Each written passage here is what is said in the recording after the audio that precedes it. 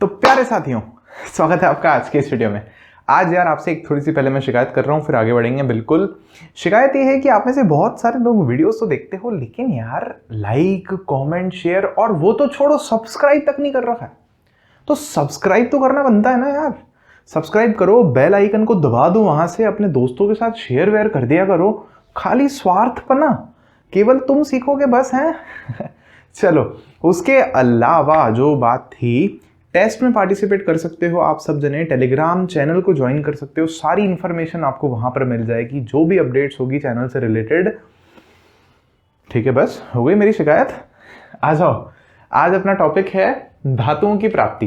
तो धातुओं की प्राप्ति बोले तो क्या, थोड़ा अपन बेसिक पहले आइडिया लगा लेते हैं खुद से कि भाई हमारे पास धातुएं हैं, मेटल्स हैं, हमारे रोजमर्रा की जिंदगी में क्या क्या है। बोले लोहा है साहब, एल्यूमिनियम है। आजकल एल्यूमिनियम देखा है आपने, खिड़की दरवाजे का फ्रेम बनता है एल्यूमिनियम से। और उसके अलावा हमारे पास तांबा है, बिजली की तार के अंदर तांबा होता है हमारे पास में। उसके अलावा जिंक होता है ना, जस्ता यूज करते हैं। या उसके अलावा भी कुछ एक और धातुएं हैं हमारे पास में। और सिर्फ यही नहीं, इन धातुओं को बाहर तो काम में लेते हैं, जो लेते हैं शरीर के अंदर भी तो काम में लेते हैं अपन। कहाँ? बोले कैल्शियम देख लो। जैसे कैल्शियम क्या है, धातु है ना, मिनरल है। और हमारे शरीर में इसकी जरूरत होती है, हड्डी वड्डी बोलते हैं मजबूत होती है। दूध का कैल्शियम आपको मिलता है कि नहीं? और दांत में कैल्शियम होता है, ऐसे एडवर्टीजमेंट्स आते हैं टीवी पर। तो ये सारी धातुएं हैं। लेकिन आप नोटिस करोगे कि ये अगर पृथ्वी से मिल रही है, तो अगर अपन बाहर चल के मिट्टी खोद के देखें तो क्या हमें मिलता है कैल्शियम, लोहा, सोना, चांदी, प्लेटिनम मिलता है क्या? नहीं मिलता हमें तो ऐसे। तो फिर क्या, कैसे निकालते हैं इसको, यही आज अपने को समझना है।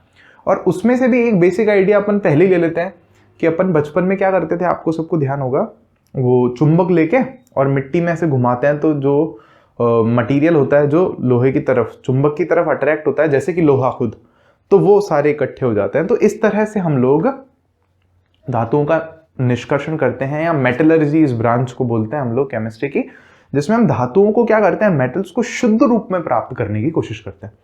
ये बात क्लियर हो गई। तो अब कुछ एक परिभाषाएं देख रहे हैं पहले हम लोग, फिर हम लोग क्या करेंगे, कुछ एक है ना अभिक्रियाशीलता के आधार पर हम इन धातुओं को विभाजित कर देंगे कुछ एक पार्ट्स में, 2-3 पार्ट्स में डिवाइड कर देंगे। ये जो परिभाषाएं हैं ये आपके एग्जाम में सीधे पूछी जाती हैं, तो इनको तो याद कर लेना अच्छे से। उसके बाद हम लोग देखेंगे ये डिवाइडेशन करने के बाद में इन तीनों के हिसाब से कि हम कौन सी धातुओं को किस तरह से अलग करते हैं, कौन सी रासायनिक अभिक्रिया की हमें जरूरत पड़ती है। तो सबसे पहली परिभाषा आज हमारे पास में है खनिज या मिनरल्स। ये वर्ड आपने बहुत ज्यादा सुना होगा, है ना। मिनरल्स की जरूरत होती है हमारे शरीर में। इसमें ऐसा हम लोग उधर भी पढ़ते हैं, बायोलॉजी में पढ़ते हैं, स्वास्थ्य एवं शारीरिक शिक्षा जो होता है ना, हेल्थ एजुकेशन, वहां पर भी पढ़ाया जाता है कि ये मिनरल चाहिए हमारे शरीर में। आयरन की कमी हो गई है, ये गोली खा लो। कैल्शियम की कमी हो गई है, ये गोली खा लो। होता है, ये चीज होती है। अब देखो, खनिज वैसे तो क्या है, अगर मैं आपको जनरल एक अंडरस्टैंडिंग दो, मोटा मोटा बताऊं, मिनरल्स होते हैं जैसे फेल्ड्सपर होता है, क्वार्ट्ज होता है, बॉक्साइट आपने नाम सुना होगा। या उसके अलावा हमें ऐसे थोड़े और ग्रुप्स मिलते हैं जिनको हम स्पेशली कहाँ पढ़ते हैं, भूगोल में या ज्योग्राफी में, कि कौन सी जगह पर कौन सा मिनरल है। फिर क्या होता है, उस मिनरल के अंदर वो धातु होती है जिन धातुओं की हम बात कर रहे हैं। आई बात समझ में? तो हम पढ़ रहे हैं वैज्ञानिक दृष्टि से, और मुझे उम्मीद है आपको ऊपर ऊपर से समझ में आ गया है कि आज हम क्या पढ़ने वाले हैं। पृथ्वी की भूपर्पटी, भूपर्पटी बोले तो क्रस्ट में प्राकृतिक रूप से पाए जाने वाले तत्वों या यौगिकों को खनिज कहते हैं। 3 बातें ध्यान रखनी है पहली परिभाषा में। पहली, पृथ्वी की भूपर्पटी, भूपर्पटी का मतलब होता है क्रस्ट, अर्थ क्रस्ट, पृथ्वी की ऊपर की जो सतह है उसको पृथ्वी की भूपर्पटी कहते हैं हिंदी में। उसमें प्राकृतिक रूप से ये बनाया है, कुदरत का करिश्मा है जिसने भी बनाया है। उन्होंने जो बना दिया, उसमें जो भी तत्व हैं या उनके यौगिक हैं। भाई तत्व बोले तो कोई हो सकता है, कोई धातु एकदम मस्त पड़ी हो, सोने का टुकड़ा ही पड़ा हुआ, या कोई धातु ऐसे हो सकती है फ्री नहीं बैठी हो, किसी से दोस्ती करके बैठी हो। जैसे मान लो NaCl है ना, Na और Cl जुड़ के ही बैठा होता है, अलग थोड़ी होता है।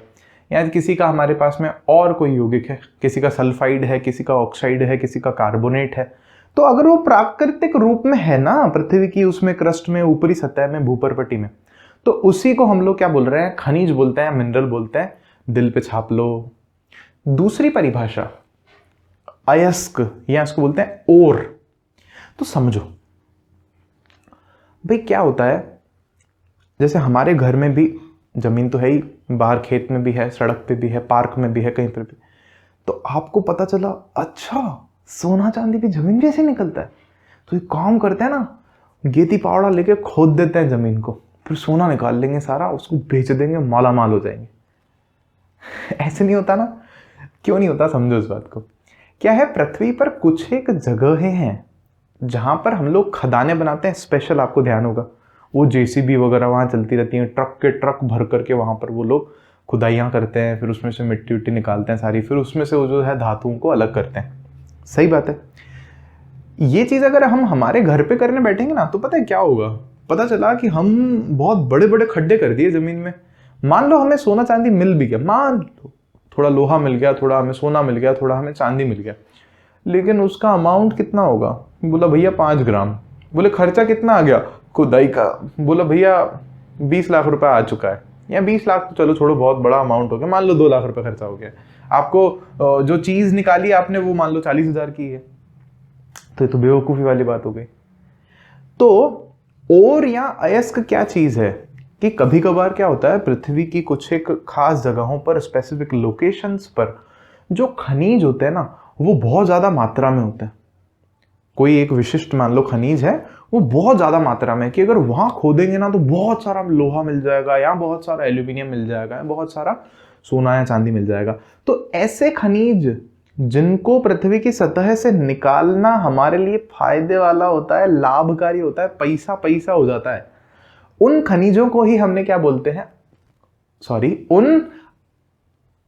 उन खनिजों को ही हम क्या बोलते हैं, और या अयस्क। अब पढ़ के देखो परिभाषा।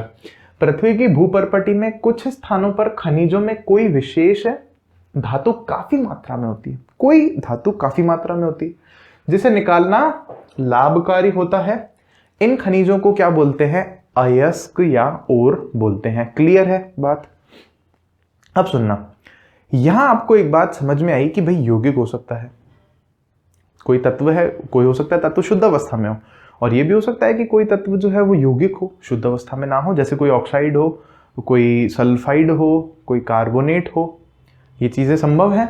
तो उसके अलावा भी बल्कि क्या होगा कि वहां पे मिट्टी भी तो होगी, वहां कंकड़ पत्थर भी तो होंगे जो हमारे किसी काम के नहीं, तो उसको भी तो अलग करना पड़ेगा ना। तो तीसरी परिभाषा वही है, गैंग। ठीक है, मेरे कुछ एक प्रिय विद्यार्थी जो है इंग्लिश में पढ़ते हैं तो वो बोलते हैं इसको गांगुई बोलते हैं। ठीक है, बोलते हैं सर गांगुई लिखा हुआ है, गैंग कहाँ लिखा हुआ है? तो आप गैंग बोलना, गैंग ही बोलते हैं हिंदी में। क्या है गैंग? कि पृथ्वी से जो खनित अयस्क हैं, खनित मतलब जिनको खनिजों को निकाला है हमने खानों में से, ऐसा समझ लो। पृथ्वी से खनित अयस्कों में मिट्टी, रेत आदि जैसी कई अशुद्धियां होती हैं जिन्हें हम लोग क्या कहते हैं, गैंग कहते हैं। मतलब कचरा पट्टी जो है उसको गैंग बोल रहे हैं उस अयस्क में। और धातुओं के निष्कर्षण से पहले अयस्क से अशुद्धियों को हटाना आवश्यक होता है। भाई धातु आपकी तभी साफ होगी जब आप पहले किसको अलग कर दो, उसमें से कचरा पट्टी को या गैंग को अलग कर दो। पहले मिट्टी विट्टी अलग करोगे, फिर उसकी रासायनिक अभिक्रियाएं करा के शुद्ध रूप में जो है धातु उसको अलग करोगे। जैसे कॉपर ऑक्साइड है मान लो कहीं पर पृथ्वी में, तो आप कॉपर ऑक्साइड निकालोगे काला कलूटा, फिर उसको क्या करोगे आप, जैसे जैसे करके उसमें से धूल मिट्टी वगैरह सब अलग करोगे, फिर से केवल कॉपर ऑक्साइड बचेगा। फिर कुछ ऐसा करोगे उसके साथ में कि ऑक्साइड जो ऑक्सीजन है वो उसमें से बाहर निकल जाए और हमें कॉपर तांबा मिल जाए, जिससे फिर हम जो है हमारे बिजली के तार बना लेंगे। ये आइडिया लग गया कि कैसे हो रहा है, क्या हो रहा है? तो वही चीजें हमें आगे पढ़नी है कि क्या कौन सी अभिक्रिया की, बताओ।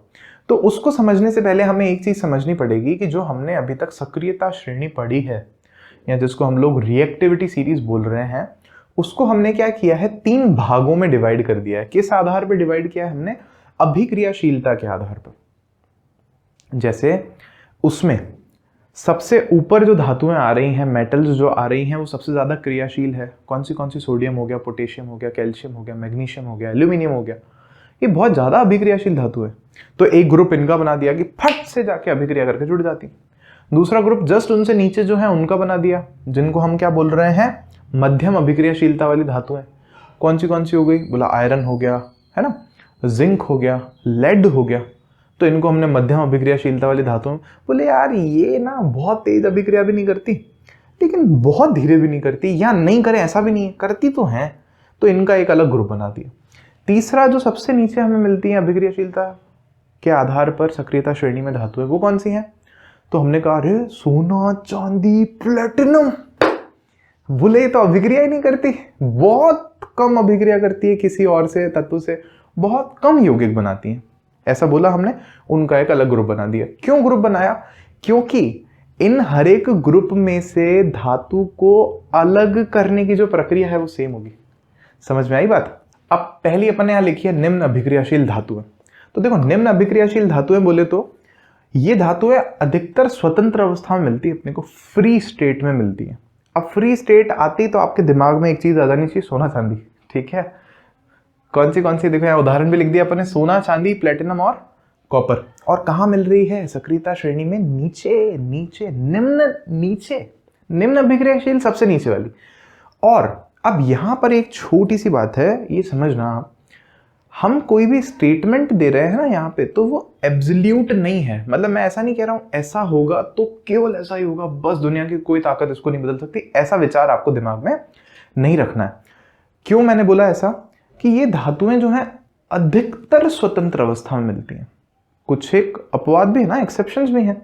मतलब अब एक्सेप्शंस कहना ही नहीं चाहिए जब हमने अधिकतर बोल दिया है तो। जैसे कॉपर हो गया, सिल्वर हो गया, तो इनके क्या हमें सल्फाइड मिलते हैं या ऑक्साइड भी मिलते हैं। जैसे पृथ्वी में क्या होगा, हमें कॉपर शुद्ध अवस्था में नहीं मिलेगा, कॉपर हमें काला कलूटा कॉपर ऑक्साइड मिल जाएगा, लगेगा भी नहीं हो तो कि कॉपर है।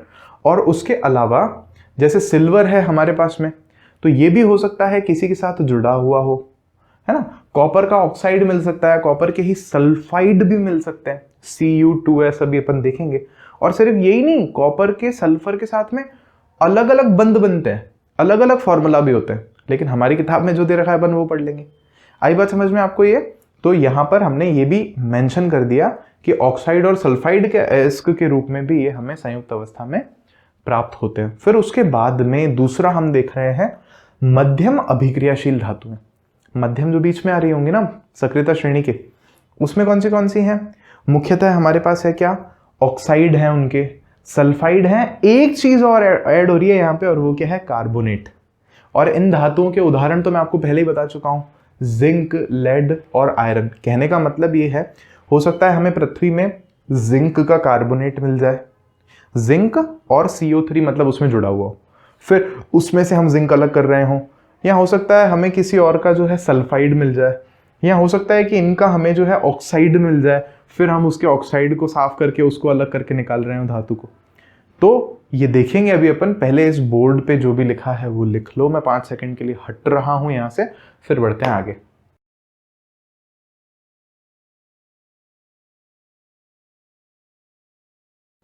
अब देखो सबसे पहले तो क्या है अपने पास में, तीसरा है, सॉरी मैंने यहाँ पे 3 लिखने की जगह अपना हैशटैग बना दिया है, क्योंकि मैं चाहता हूँ ना कि हैशटैग लर्न एंड शेयर बहुत ज़्यादा फेमस हो जाए, आप सब लोग उसको 1 मिलियन लोगों का परिवार बना दो जल्दी, 10 लाख। चलो खैर कोई ना, सही कर दिया उसको मैंने। तो ये हैं उच्च अभिक्रियाशील धातुएं, जो मतलब ज़्यादा रिएक्टिव मेटल्स हैं हमारे वो। तो सबसे कहाँ मिल रहे हैं ये, हमारी सक्रियता श्रेणी में रिएक्टिविटी सीरीज में सबसे ऊपर कौन, potassium, sodium, calcium, magnesium, aluminium, ये धातुएं। अब देखो इनके लिए क्या लिखा है अपन ने कि ये इतनी ज़्यादा अभिक्रियाशील होती हैं कि ये कभी भी स्वतंत्र तत्व के रूप में मिलती ही नहीं है। भैया उम्मीद ही मत करो, फ्री मतलब ऐसे खुली तो नहीं मिलेगी आपको, आपको इसको लेकर के जो है मेहनत करनी पड़ेगी। क्लियर हुई ये बात? अब समझो यहाँ पे। उसके बाद यहाँ तक का जो टॉपिक था ये तो एग्जाम में आपसे डायरेक्टली नहीं पूछेगा। अब जो हम पढ़ रहे हैं ना, जो हमने समझा है उसके बेस पर उसको आगे पढ़ रहे हैं, और एग्जाम में सीधा क्वेश्चन आएगा, वो भी मैं आपको बताऊंगा क्या क्वेश्चन आएगा। हम सबसे पहले ऊपर भी हमने पढ़ा था, सबसे कम अभिक्रियाशील जो धातुएं थी वो, तो सक्रियता श्रेणी में सबसे नीचे आने वाली जो धातुएं है ना, उनका निष्कर्षण कर रहे हैं अपन यहाँ पे, उनको बाहर निकाल रहे हैं, साफ कर रहे हैं। कैसे?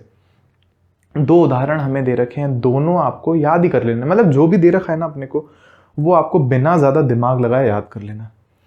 अब यहाँ पे क्या है? सिनाबार। तो सिनाबार क्या है? एक मिनरल है ना, और अगर यही मिनरल मान लो कहीं बहुत ज़्यादा मात्रा में मिल रहा है तो इसको हम लोग क्या बोलेंगे? ओर बोलेंगे या अयस्क बोलेंगे। तो ये HgS इसका फॉर्मूला है। सिनाबार एक सामान्य नाम दे दिया, बाकी ये क्या है? मर्क्यूरिक सल्फाइड इसको कहते हैं, है ना, ऐसे लिख सकते हो HgS। तो इसको हम लोग कैसे करते हैं? वायु की उपस्थिति में गर्म कर लो, कोई ज़्यादा आपको मेहनत नहीं करनी। वायु मतलब इसने ऐसा भी नहीं बोला कि आपको तो भैया बहुत ज़्यादा ऑक्सीजन ला करके ही गर्म करना पड़ेगा, कि नहीं। वायु को की उपस्थिति में गर्म करोगे तो सबसे पहले क्या होगा? मर्क्यूरिक ऑक्साइड में परिवर्तित हो जाएगी ये चीज़। मतलब सल्फाइड है, नोटिस करो सल्फाइड है, सल्फर जुड़ा हुआ है, सल्फाइड से किस में आ जाएगी? ऑक्साइड में आ जाएगी। देखो करके देखो। तो सबसे पहले अपन ने यहाँ पर लिखा कि भैया हमारे पास है सिनाबार HgS, है ना। HgS कैसा है? ठोस मिलेगा आपको।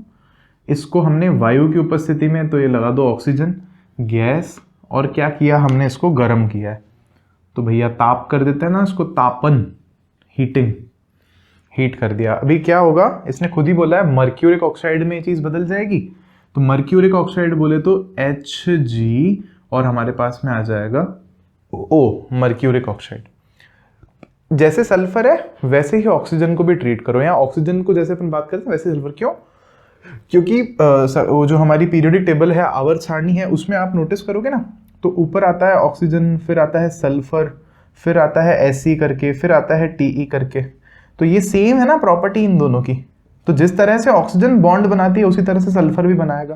मतलब अभी तो ये उम्मीद तो कर ही सकते हैं अपन। HgO अपने को मिल जाएगा। HgO भी मान लो अपने को सॉलिड में मिल गया। अच्छा ठीक है, और क्या मिलेगा हमें? तो और हमें सल्फर जो है ऑक्सीजन से जुड़ जाएगी ना, तो सल्फर ऑक्सीजन से जुड़ेगी तो सल्फर जो है हमें डाइऑक्साइड मिलेगा। फिर उसके बाद अब ये जो सल्फर डाइऑक्साइड है ये है हमारे पास में गैस, ठीक है। ये गैस बन के निकल गई मान लो। पहले तो करो इस समीकरण को संतुलित कर लो। तो यहाँ पे संतुलित आप देखोगे कि यार यहाँ पे ऑक्सीजन 2 है, यहाँ पे तो फिर 3 हो रही है। तो चलो मैं मान लो यहाँ अगर 2 लगा दूँ तो ऑक्सीजन टोटल 4 हो गई ना यहाँ पे। तो यहाँ पे 2 लगा के इसको 4 कर सकते हैं, ठीक है। लेकिन यहाँ 2 लगाया है तो हमें यहाँ भी 2 लगाना पड़ेगा। और अगर यहाँ 2 लग गया, HgS पूरा का पूरा 2 हो गया, तो सल्फर को भी डबल करना पड़ेगा ना, तो यहाँ भी 2 लगाना पड़ेगा। लेकिन जैसे ही हमने यहाँ 2 लगाया तो ऑक्सीजन यहाँ पे इस तरफ 6 हो जाएंगे, 4 और 2 6। तो इधर तो फिर 6 नहीं है ना, इधर तो 4 ही हो रहे हैं। तो इस 2 को 3 करना पड़ेगा, तो 6 हो जाएंगे। ये हो गई संतुलित आपकी समीकरण। फिर अभी भी हमें हमारे को जो चाहिए था, हमें तो मरकरी चाहिए था ना, Hg, वो तो मिला नहीं हमको। तो उसको मिलाने के लिए अपन क्या कर रहे हैं? फिर से हमने इस HgO को लिया और ज़्यादा गर्म किया इसको हमने। तो ये अभी कैसा है? हमारे पास में सॉलिड है, और इसको हम लोग क्या कर रहे हैं? और ज़्यादा गर्म कर रहे हैं। तो हमें क्या देखने को मिल रहा है यहाँ पे? भैया Hg अलग, और वो भी कैसा? लिक्विड। क्योंकि मरकरी जो है, जो पारा है, वो कमरे के ताप पर कैसा होता है? द्रव अवस्था में होता है ना, लिक्विड स्टेट में। ये अलग, और साथ ही साथ में ऑक्सीजन जो गैस है वो अलग हो गई यहाँ पे। इसको भी संतुलित कर लेते हैं अपन। तो यहाँ पे ऑक्सीजन 2 है, यहाँ 1 ही है, तो यहाँ 2 लगा देते हैं। Hg 2 हो गया, तो यहाँ पर भी हम लोग इसको जो है 2 लगा देते हैं। तापन लिख ही दिया है हमने, सॉलिड लिक्विड गैस लिख दिया है, कुछ नहीं छोड़ा है। ये हो गया एक उदाहरण। ये दोनों अभिक्रियाएं, समीकरण जो है आपको याद रखनी है, एज इट इज लिखनी है ना। सिनाबार को किस तरह से हम लोग प्राप्त करते हैं, सिनाबार में से मरकरी को किस तरह से प्राप्त करते हैं, व्याख्या कीजिए। 2 नंबर का प्रश्न आ गया, 3 नंबर का प्रश्न आ गया, है ना। मर्क्यूरिक सल्फाइड से आप मरकरी कैसे प्राप्त करेंगे? रासायनिक समीकरण लिख करके दिखाइए। ऐसे प्रश्न आपसे पूछे जाएंगे। फिर उसके बाद है हमारे पास में दूसरा उदाहरण, प्राकृतिक रूप से मिलने वाले कॉपर सल्फाइड Cu2S। देखो कॉपर सल्फाइड का फॉर्मूला दे रखा है अपने को, Cu2S में उपलब्ध क्या है? तांबे को केवल वायु की उपस्थिति में गर्म करके आप सेम तरह से जो है तांबा अलग कर सकते हो। देखो यहाँ पे कैसे। सबसे पहले अपन वापस वही कर रहे हैं कि Cu2S बोला है ना अपने को, तो Cu2S अपन ने ले लिया। यहाँ पे कैसा है? सॉलिड है। अच्छा ठीक है भैया, ले लिया। गर्म करो। देखें इसको किसकी उपस्थिति में गर्म कर रहे हो? ऑक्सीजन की उपस्थिति में। तापन वही चीज, तापन दे दो, इसको ताप कर दो। अब क्या होगा, हमें सबसे पहले मिलेगा यहाँ पे CuO कॉपर ऑक्साइड Cu2O मिलेगा हमें यहाँ पे एक तो, और ये भी कैसा है, मान लो हमें सॉलिड मिल रहा है और यहाँ पर भी हमें वापस सल्फर ऑक्सीजन जुड़ करके मान लो SO2 बना दिया इन्होंने, गैस बन के उड़ जाएंगे। समीकरण को संतुलित कर दो, कॉपर यहाँ पर 2 हैं, यहाँ भी 2 हैं, ऑक्सीजन की अगर बात करें तो यहाँ 2 हैं, फिर ये ऊपर वाले की तरह ही है लगभग, फिर भी ठीक है, यहाँ 2 हैं ऑक्सीजन, यहाँ 3 है, मान लो यहाँ 2 लगाते हैं अपन, ग्रीन से लगाते हैं, बिल्कुल एकदम कलरफुल होना चाहिए सब कुछ एकदम, क्या 2 4 हो गए इस तरफ ऑक्सीजन, कॉपर यहाँ भी तो 2 है ना यार, मतलब यहाँ तो 4 हो गए थे, यहाँ तो 2 ही थे, तो 4 अब हो गए, तो अब फिर क्या हुआ, सल्फर भी जो है 2 हो गए, तो सल्फर के आगे भी यहाँ पे 2 लगा दिया अगर अपन ने, तो यहाँ जब 2 लगाया ना तो ऑक्सीजन बिगड़ गया, ऑक्सीजन यहाँ पे 4 और 2 6 हो गए, यहाँ पे 2 ही हैं, 4 ही हैं, तो 3 किया तो इसको वापस ये चीज़ 6 हो गई, तो ऊपर वाले की तरह ही है सेम, 2 3 2 2 लगाया आगे और बैलेंस हो गई।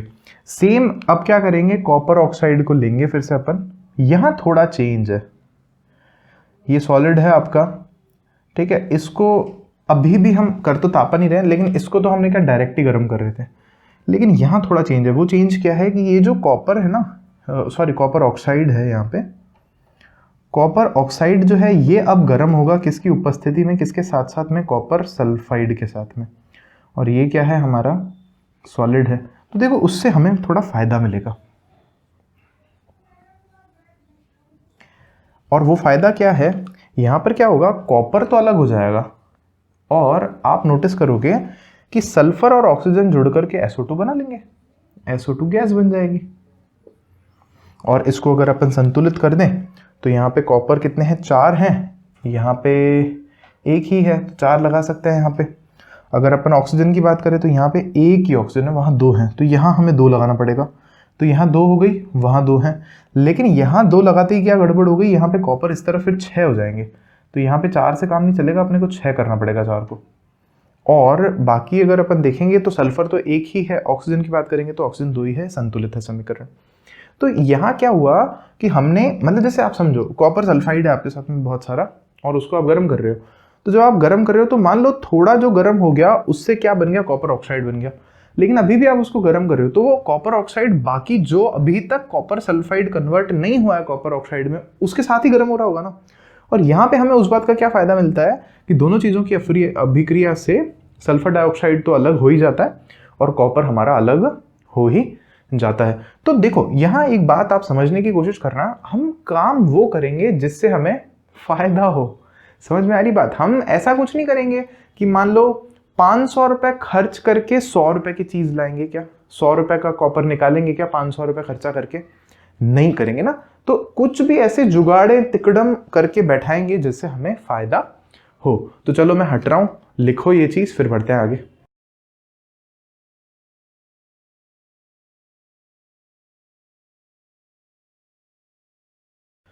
तो अब देखो उसके बाद में अपन कहां तक आ गए, सक्रियता श्रेणी के मध्य में स्थित धातुओं का निष्कर्षण।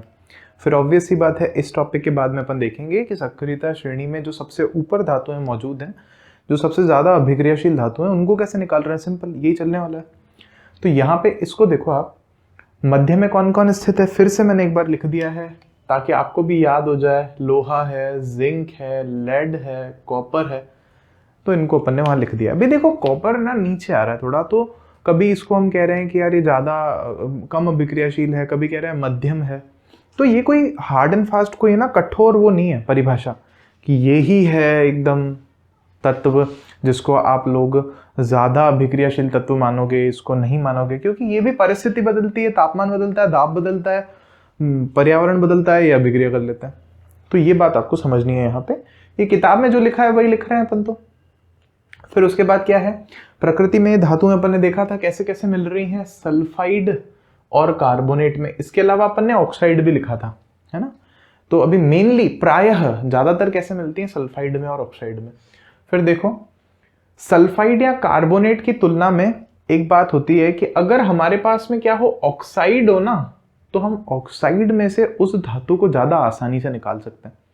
और इसलिए हम क्या करते हैं कि सल्फाइड को और कार्बोनेट को हम पहले जो है इसमें बदलते हैं, किसमें, धातु ऑक्साइड में। मेटल कार्बोनेट को और मेटल सल्फाइड को हम लोग पहले धातु ऑक्साइड में बदलते हैं और फिर ऑक्साइड में से उसमें से धातु को अलग करते हैं। क्लियर हुई बात? अब सुनो, ये दोनों चीजें बहुत इंपॉर्टेंट है, एग्जाम में सीधे पूछी जाती है। इस पे तो 3-4 स्टार्स बना लो और इसको तो छाप लेना दिल में। तो पहली है हमारे पास में भर्जन या रोस्टिंग, दूसरी है निस्तापन या कैल्सिनेशन। मतलब अपन ने देख लिया भाई, एक सल्फाइड है, कार्बोनेट है, तो सल्फाइड में से ऑक्साइड बनाने के लिए है भर्जन और कार्बोनेट में से ऑक्साइड बनाने के लिए है हमारे पास में कैल्सिनेशन या निस्तापन। तो देखो पहले अपन भर्जन देख रहे हैं। भर्जन, तो भर्जन हमें क्या कहता है? सल्फाइड अयस्क को, आपके पास किसी का सल्फाइड अयस्क है, बुक में हमें एग्जाम्पल दे रखा है इसका जिंक सल्फाइड, ठीक है, ZnS। कैसा है? ठोस है, ठीक है, बढ़िया बात है। आधिक्य वायु की उपस्थिति में, ये एक पॉइंट नोटिस करने वाला है, हिंदी वाली किताब में इन्होंने आधिक्य वायु नहीं लिखा है। सिर्फ एनसीईआरटी में ही नहीं बल्कि इंटरनेट पे भी काफ़ी वेबसाइट्स हैं जो नहीं लिखती हैं, बट आई थिंक लिखना चाहिए। वैसे मैंने करके तो नहीं देखा है, बट थोड़ा जैसा मेरा समझ है। और इंग्लिश वाली एनसीईआरटी में है, पुरानी जो एनसीईआरटी थी इंग्लिश की, उसमें लिखा हुआ है एक्सेस एयर। उसको ज़्यादा हवा की उपस्थिति में, मतलब ऑक्सीजन के सामने गैस के साथ में इसको क्या करना है? हमें गर्म करना है। आधिक्य वायु की उपस्थिति में अधिक ताप पर, देखो ताप भी ज़्यादा लिखा है, अधिक ताप पर आप इसको क्या करो? गर्म करो। गर्म करने पर तो ये तापन किस में परिवर्तित हो जाती है? ऑक्साइड में परिवर्तित हो जाते हैं। तो ZnS है ना, तो ये क्या बन जाएगा? ZnO, जिंक ऑक्साइड बन जाएगा, सॉलिड मान लो, ठीक है। और साथ में आप देखोगे, नोटिस करोगे, S जो था वो ऑक्सीजन के साथ निकल जाएगा बाहर, तो क्या बन जानी चाहिए? यहाँ पर SO2 गैस बन जानी चाहिए ना अपने पास में, बन गई।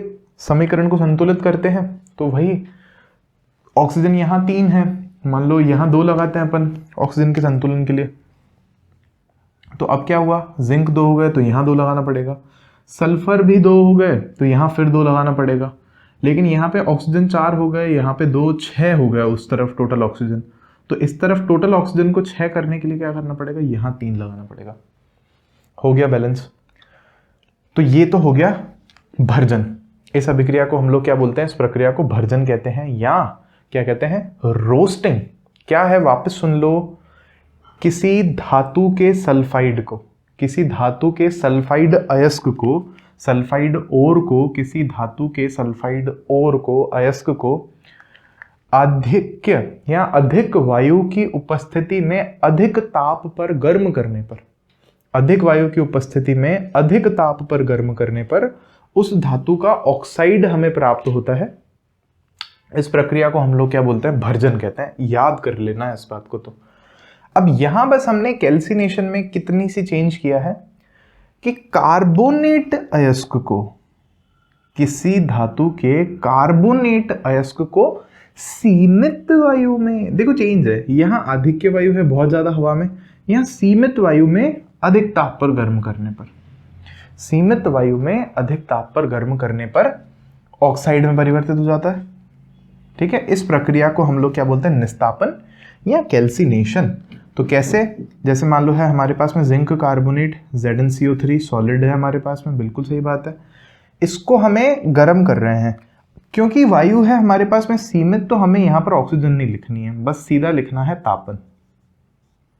गर्म किया इसको अपन ने, तो हमें क्या मिलेगा? यहाँ पे जिंक ऑक्साइड मिल जाएगा, जो कि मिलना ही था, ZnO सॉलिड। और क्या मिलेगा यहाँ पर हमें देखने को कि भाई जिंक ऑक्साइड है, तो आप देख रहे हो यार कार्बन भी निकला होगा, ऑक्सीजन भी निकली होगी, तो कुल मिलाकर के कार्बन डाइऑक्साइड गैस ही बाहर निकल जाती है। समीकरण को संतुलित अगर अपन करें तो यहाँ पे देखने को मिलता है ऑक्सीजन है हमारे पास, यहाँ 3 है, वहाँ भी 3 है, जिंक यहाँ 1 है, वहाँ भी 1 है, कार्बन यहाँ 1 है, वहाँ भी 1 है, तो ऐसा कुछ खास हमें यहाँ पर संतुलित करना नहीं है। अब बस एक छोटी सी बात है हमें यहाँ देखने को मिल रही है कि यार अभी भी हमारा पर्पस तो सॉल्व नहीं हुआ ना। हमारा गोल था जिंक निकालने का, जिंक धातु चाहिए, लेकिन हमें क्या मिला है? अभी भी जिंक ऑक्साइड मिला है, जिंक ऑक्साइड मिला है। तो अब अगर आप थोड़ा सोच करके देखो कि इससे जो पहले वाला अपन ने पढ़ा था उसमें भी तो ऑक्साइड थे हमारे पास में, जैसे मरकरी का ऑक्साइड था, कॉपर का ऑक्साइड था, तो उनको निकालने के लिए हम लोग क्या कर रहे थे? गर्म कर रहे थे, है ना। गर्म कर रहे थे। और यहाँ पे हम लोग क्या कर सकते हैं कि अगर मान लो हमारा गर्म करने से काम अगर नहीं हो रहा जैसा कि देख ही रहे हैं अपन, तो यहाँ पर अपन क्या करते हैं, उपयुक्त अपचायक का उपयोग करते हैं। देखो इसके बाद उपयुक्त अपचायक का उपयोग कर धातु ऑक्साइड से धातु प्राप्त की जाती है। इसके बाद उपयुक्त अपचायक, तो यहाँ पे क्या एग्जाम्पल है वो देखो आप, मैं यहाँ कर देता हूँ इसको। तो ये हो जाएगा जिंक ऑक्साइड हमारा सॉलिड, और इसको अगर हम यहाँ पर जो अपचायक हैं, अपचयन उपचयन अपन ना फर्स्ट चैप्टर में पढ़ चुके हैं अगर आपको याद हो तो, ऑक्सीडेशन और रिडक्शन। तो यहाँ पर हमें रिडक्शन कराना है, अपचयन कराना है, इसमें से ऑक्सीजन को बाहर निकलवाना है। तो आपको पता है कि यार इसका बेस्ट फ्रेंड ऑक्सीजन का होता है कार्बन। तो अगर हम इसकी अभिक्रिया करा दें कार्बन से, अभी ये सॉलिड है कि नहीं ये तो मैं चेक कर लेता हूँ, है ना। तो हमें यहाँ पे क्या देखने को मिल जाता है कि जिंक अलग हो जाता है सॉलिड, और जो है कार्बन मोनोऑक्साइड गैस बन जाती है हमारे पास में। यहाँ पे मैं बस लिक्विड सॉलिड देख लेते हैं अपन इसको, तो बिल्कुल सही बात है, ZnO सॉलिड है, कार्बन सॉलिड है, जिंक सॉलिड है, और कार्बन मोनोऑक्साइड भी जो है गैस के रूप में बाहर निकल गई है। बस एक छोटी सी बात है कि यहाँ पर हम इसको भी क्या करते हैं, ताप देते हैं, गर्म करते हैं थोड़ा सा। तो ये बात आपको जो है याद रखनी है। तो यहाँ अपन ने क्या देखा कि अर्थात धातुओं को उनके यौगिकों से प्राप्त करना भी क्या है, अपचयन का ही प्रक्रम है। ये क्वेश्चन भी एग्जाम में पूछा जा सकता है, ट्रू फॉल्स सही गलत में पूछ ले आपसे कि भाई धातु को उसके यौगिक से प्राप्त करना क्या है, एक अपचयन की अभिक्रिया है, तो आप बोलोगे कि हाँ जी बिल्कुल अभिक्रिया है अपचयन की। फिर अगले ही पॉइंट में अपन क्या देख रहे हैं कि यहाँ पे अत्यधिक अभिक्रियाशील धातु जैसे कि क्या क्या है, सोडियम है, पोटेशियम है, मैग्नीशियम है, कैल्शियम है, एल्यूमिनियम है, इनका उपयोग भी हम यहाँ पर अपचायक के रूप में कर सकते हैं। भाई अगर जैसे मान लो हमारी रिएक्टिविटी सीरीज क्या थी, पोटेशियम, सोडियम, मैग्नीशियम, एल्यूमिनियम, तो अगर मैं यहाँ पे कार्बन की जगह मान लो यहाँ पे पोटेशियम ले लूँ, या मैं सोडियम ले लूँ, या कैल्शियम ले लूँ, तो भी क्या होगा, यहाँ पे विस्थापन अभिक्रिया होगी। जैसे अगर पोटेशियम लेते हैं तो पोटेशियम ऑक्सीजन से अभिक्रिया कर लेगा, जिंक अलग हो जाएगा, है ना, पोटेशियम ऑक्साइड बनेगा। सोडियम के साथ भी ये चीज होगी क्योंकि वो बहुत ज्यादा अभिक्रियाशील है, क्योंकि हमने इस अभिक्रिया श्रेणी में ही देख रहे हैं ना अपन, सक्रियता श्रेणी में, जैसा कि अपन ने पीछे देखा था कि इनकी अभिक्रिया, है ना, धातुओं की अभिक्रिया, विस्थापन अभिक्रिया किस तरह से होती है। तो लेकिन यहां आप एक बात को हमेशा मन में बना के रखना कि ऐसा हम करेंगे क्या, क्यों, क्योंकि हमें काम वही करना है जिससे हमें पैसा मिले। तो अगर हमने सोडियम और जिंक को सोडियम और पोटेशियम को ही अलग किया होगा उसके खनिज से, तो कितनी मेहनत लगी होगी। तो फिर उसको क्या हम मान लो लोहा अलग करने के लिए यूज में ले लेंगे क्या। तो ये क्वेश्चन लगाना है, मतलब ये सब जो भी हमारी किताबों में हमें पढ़ाया जा रहा है ना, वो सब है जो होता है, जिससे बचत होती है और अच्छा खासा हमारे सामने लोहा हुआ, एल्यूमिनियम वगैरह जो भी निकलता है और भी चीजें, उन सब से गाड़ियां वाड़ियां बनती है, ट्रेन्स बनती है, हवाई जहाज बनते हैं, सब कुछ ही बनता है उनसे, और वो इस तरह से अपनी चीजें काम में आती है। अब सुनो मेरी बात, देखो वीडियो लेक्चर और लंबा होता जा रहा है, आज यहीं पर खत्म करते हैं, नेक्स्ट क्लास में आगे बढ़ेंगे अपन। Okay, like share comment subscribe करना बिल्कुल भी मत भूलना, ठीक है। चलो बाय बाय।